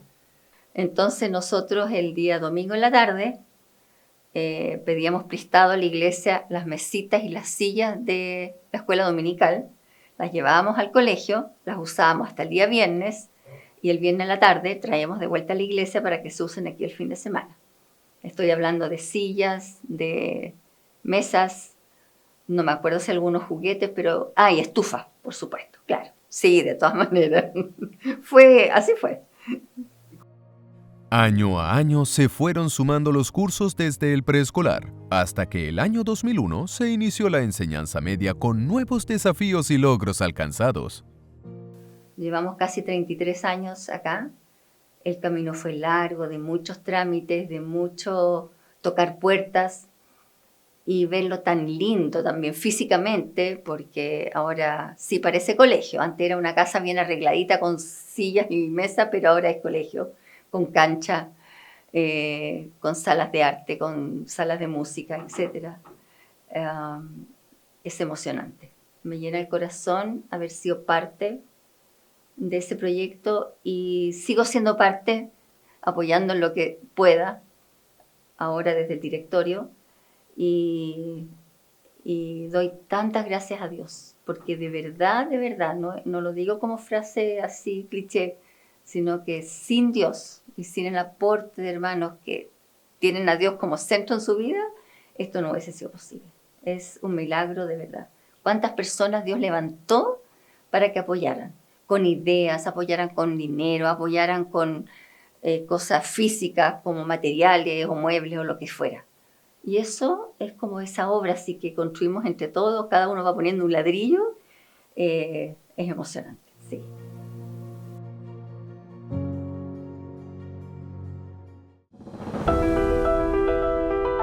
La iglesia de Puente Alto, después de algunos años, debe tomar una decisión motivada por causas difíciles de resolver, las que estaban ligadas directamente al exteatro donde se congregan. Bueno, hubieron algunos ofrecimientos, pero la decisión estaba de antes porque había colapsado todo el tema de... todos los servicios habían colapsado, electricidad, alcantarilla, espacio, estacionamiento, no había. Y venía una transformación a Puente Alto mismo, en donde se estacionaba frente a la iglesia, ya no se iba a estacionar más. Y eso motivó al pastor y a los ancianos a decir, ¿sabe? Nos ofrecieron un lugar y queremos dar ese salto, a lo mejor no en un lugar tan concurrido como la Plaza de Armas, pero el proyecto es seguramente más a futuro. Y se toma la decisión de vender. Cuando se compró el cine, lo compró Plaza Egaña. Por lo tanto, nuestra gratitud y reconocimiento es de la iglesia madre nuestra, porque en ese tiempo lo éramos. Y Plaza Egaña hizo una inversión en ese lugar. Por lo tanto, lo que había como templo, era el cine, era producto de la inversión que hizo Plaza Egaña para extender la obra hacia las comunas, y salimos privilegiados nosotros en realidad en Puente Alto, y producto de esa venta nosotros compramos el terreno que es la iglesia de hoy. La primera piedra del futuro templo es colocada el 7 de abril de 2002 y su posterior inauguración en el mes de octubre de 2003.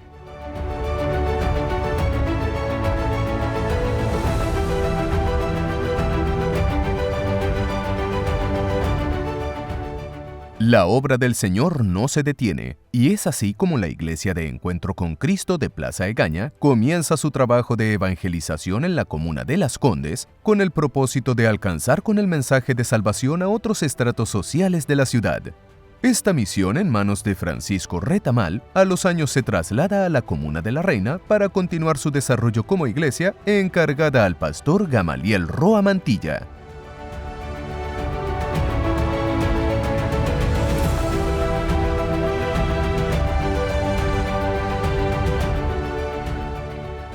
La extensión del Evangelio es soberana y las comunidades de fe se van formando de acuerdo con las necesidades de sus fieles, levantando iglesias o fusionándose unas con otras en el bien entendido de poder ejercer una institucionalidad seria y respetable bajo los principios y valores que dicta el Evangelio.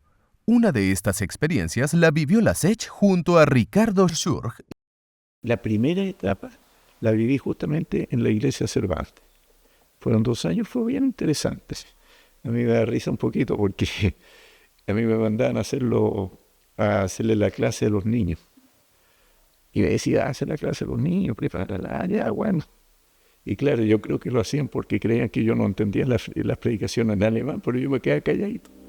Al poco tiempo, Ricardo Schurg se traslada a la ciudad de Temuco manteniendo su relación con la SECH y también con otras iglesias. Bueno, después de Santiago, yo llegué a Temuco primero. Trabajaba en Petrufquén. Y ahí la oportunidad también, algún contacto con la Alianza, pero más con la Sociedad Evangélica de Chile.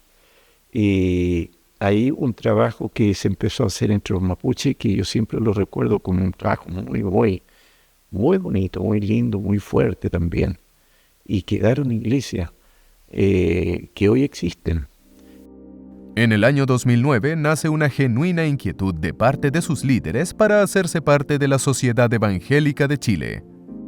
La razón de asociarnos no fue pedir ayuda en nada, sino la razón de asociarnos, esto era una casa, aquí había una casa vieja, que si tú pisabas un piso se te quebraba porque estaba llena de polilla. Entonces la razón en realidad primera fue decir, mira, nosotros queremos formar parte de la corporación y no les pedimos nada. El problema nuestro es de quién, eso está bien o mal, puede estar bien o puede estar mal, pero te digo lo que pensamos. La razón es de quién es esto. Porque está a nombre mío, después estuvo a nombre de otro, ¿no es cierto? Pero ¿de quién es esto? Y cuando hicimos el primer intento, nos dijeron, ya, pues, pero demoró harto. Demoró como 9 meses, y yo les mandé una carta diciendo, bueno, dejemos terminado esto, no pasó nada. Y ahí hicimos el intento de congregarnos con los anglicanos, tuvimos mucha combinación con ellos. Pero luego vuelvo otra vez la opción de la SECH, y ahí se materializa esto de ser parte de la corporación, pero por esa razón.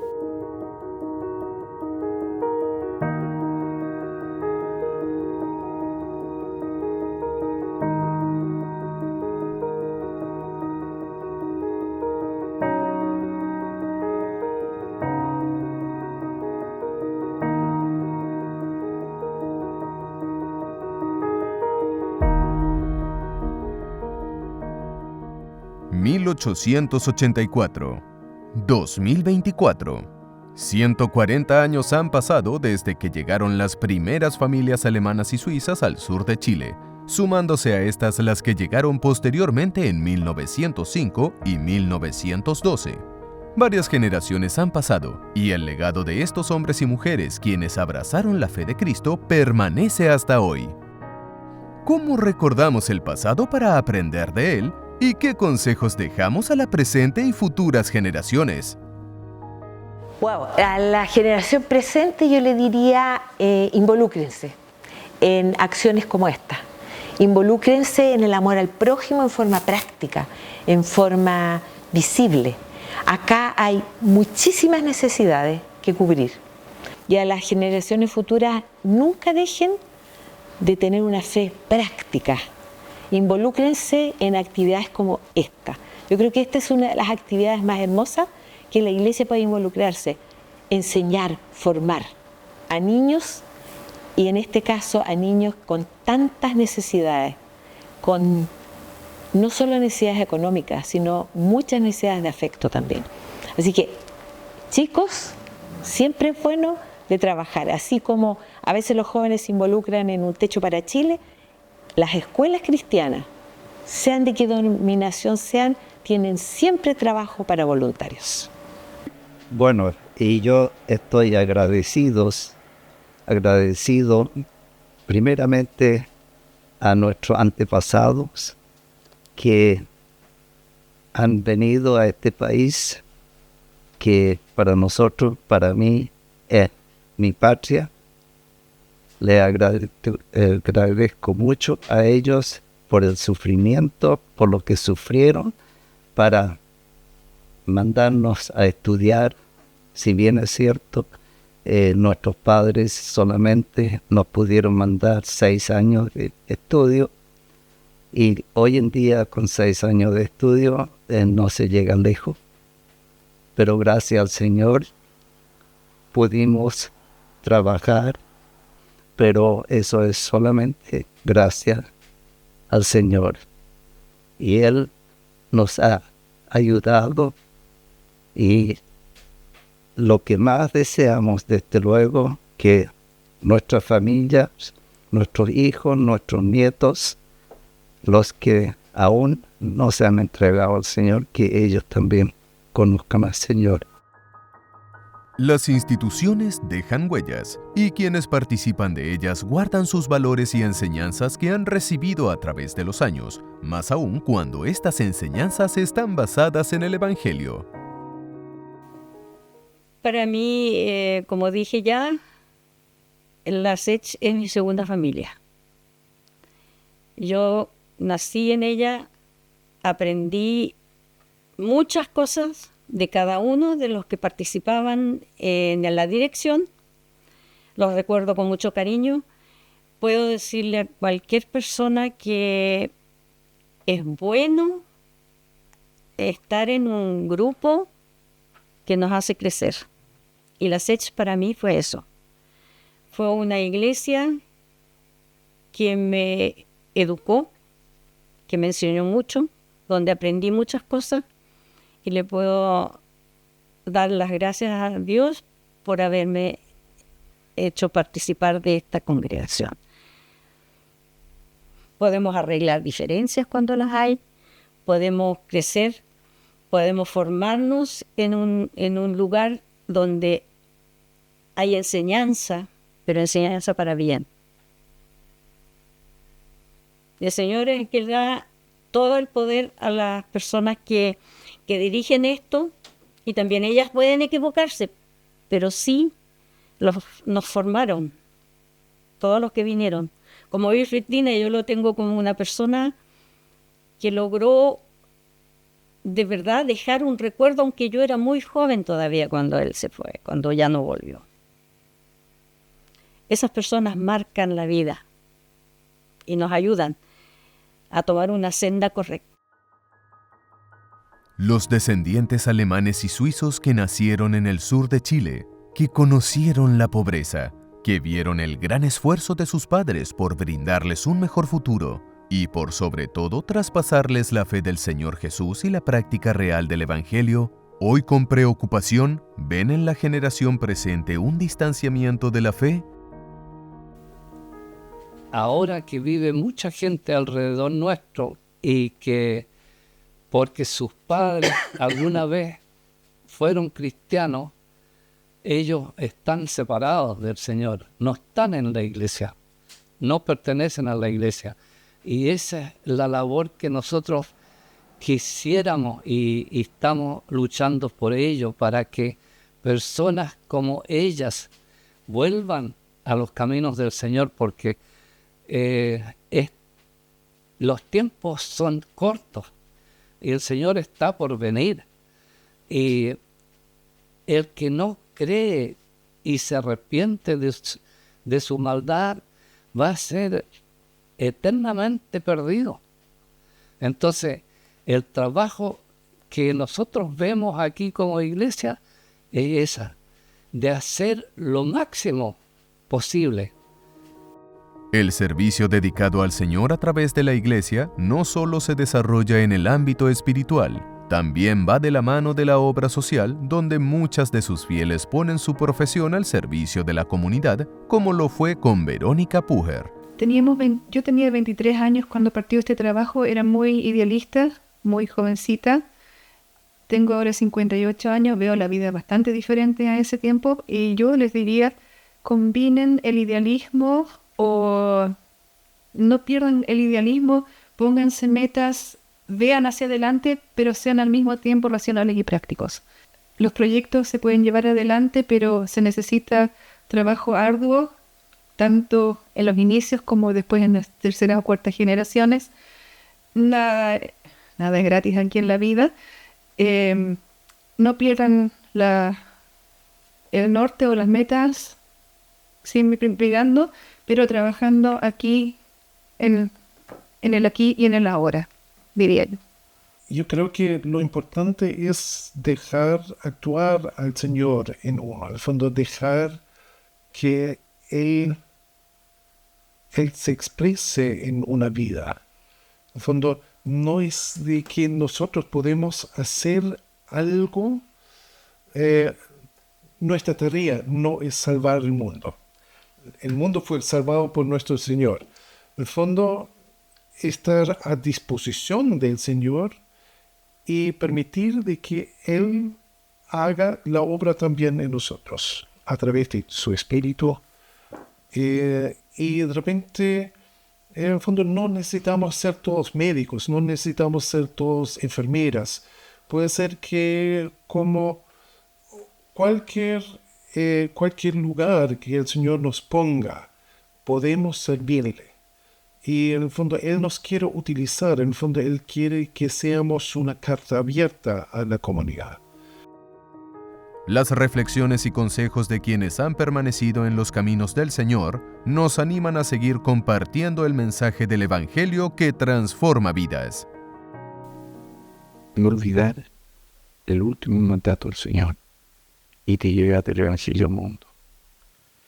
Y nosotros, el Señor nos saca del mundo para hacernos un pueblo de Él, pero nos envía al mundo para ser luz y sal.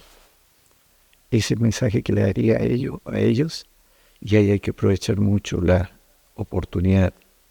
Decimos que los adolescentes son una etapa de conflicto, pero el adolescente, cuando recibe la palabra, se hace potente. Alguien dijo, no sé quién, de tanta gente, que si uno revisa la historia, lo que es bien difícil de poder revisar todos los personajes en contar, digamos, que llegaron a tener influencia con el mensaje a través del mundo, reciben mensaje en la adolescencia, justamente en el tiempo más conflictivo. Yo les daría ese mensaje. ¿Por qué? Porque ese mensaje nos va a hacer vivir la realidad espiritual de Dios en nosotros. No va a quedar como una idea que la hemos entendido bien, sino también como una experiencia. Y cuando tenemos experiencia, pase lo que pase, vamos creciendo. ¿Cómo se reflexiona hoy después de estos 140 años de historia? Siempre es volver a los fundamentos. O sea, hasta cierto punto lo que planteó Lutero hace más de 500 años, ¿no es cierto? Solo la palabra, solo la fe, solo Cristo. Eso es lo que nos une y lo que nos tiene que proyectar, teniendo claro que somos embajadores, que no es nuestra la obra, es obra del Señor. Y uno de los elementos que a veces quizás se nos olvida y se hace difícil es que Jesús dijo, a través del amor y de la unidad los reconocerán. Entonces, cuando hay situaciones de crisis que pueden llevar a veces a malos entendidos o desconfianza, tenemos que volver a los fundamentos.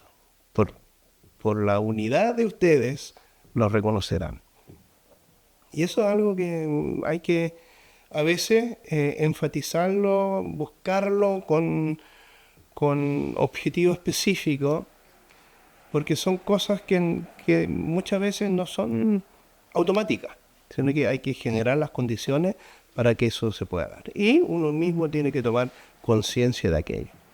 Motivo de oración importante nuestro siempre, que el Espíritu Santo mueva a más jóvenes a asumir ese compromiso real de vivir el Evangelio.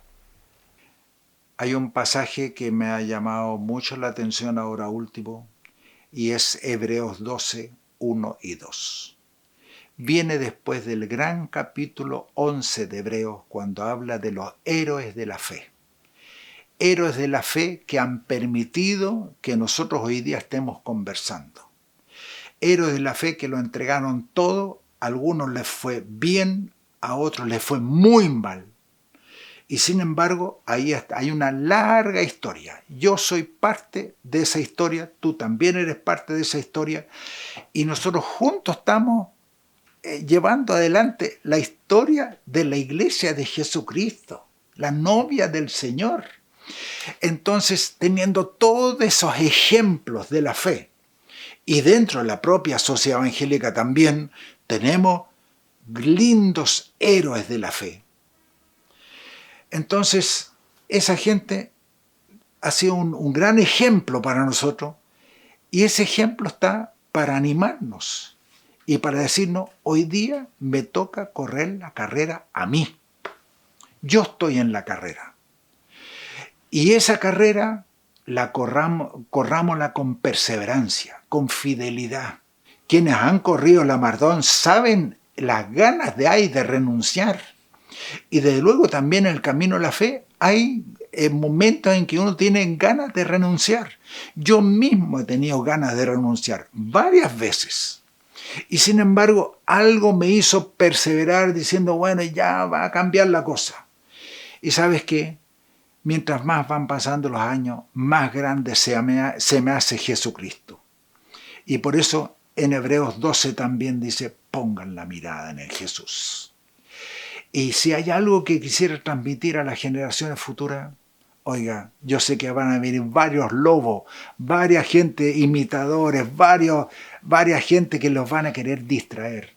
Pero sin embargo, el Cristo que nos presentan los evangelios, el Cristo que se nos presenta en el Nuevo Testamento, eso tiene que ser lo central para todas las generaciones. Así que pongan la mirada en Cristo. Y Él nos amó, Él nos acepta en esta generación, en las generaciones pasadas, en los que se vestían de otra manera, cantaban de otra manera, pero qué importante que Jesucristo sea el centro.